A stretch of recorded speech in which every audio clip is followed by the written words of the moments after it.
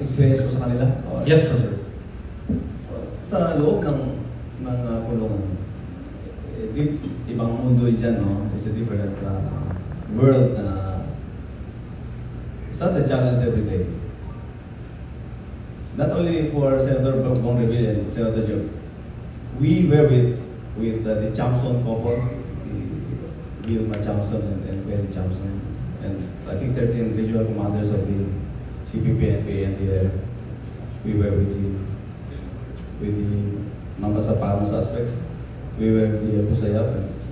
Iba-iba. About 73 of us inside jail. Doon wala nang pataasan ng pride doon. No? So everybody, it's all on the level, lahat on the level. I happen to be the mayor of that custodial facility.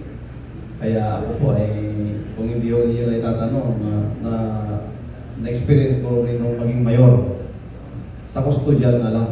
At second term pa ako. Hindi ko nga lang natapos.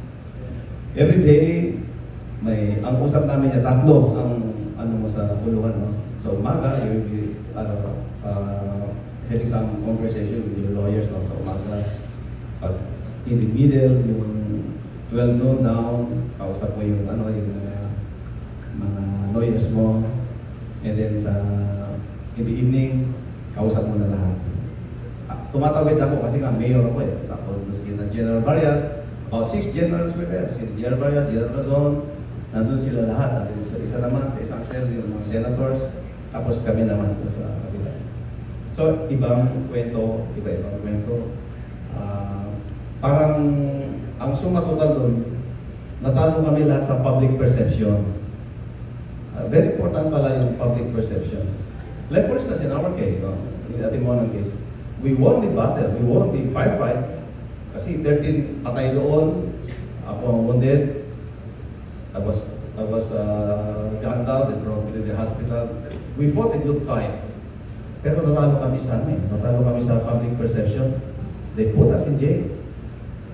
Ako yung wounded. I have 52 metal screws in my body. 4 bone plates, 1 total knee replacement, 1 impaired ear. Well, accumulation lahat ng mga firefights ko with Colonel Mayames and Colonel Calixto and Colonel Rabino. Pero bakit ako inilagay sa kulungan? Dapat ako ang dito. You know, sometimes it's lonely to do the right thing. It's lonely to do the right thing sometimes. So, such a challenge talaga.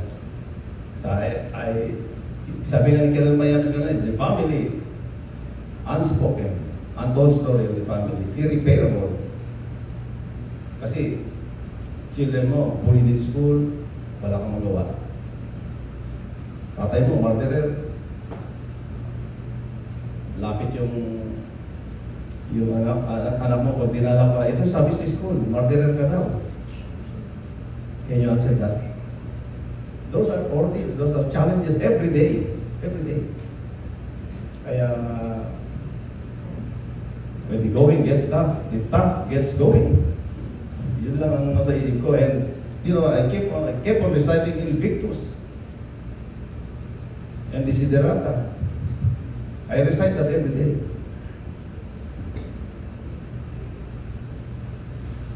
Okay. Na-recite na rin ni Colonel Rabino.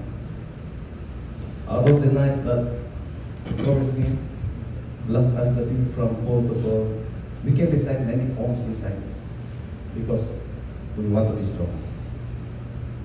Yung iba po, makikita rin nyo sa muli.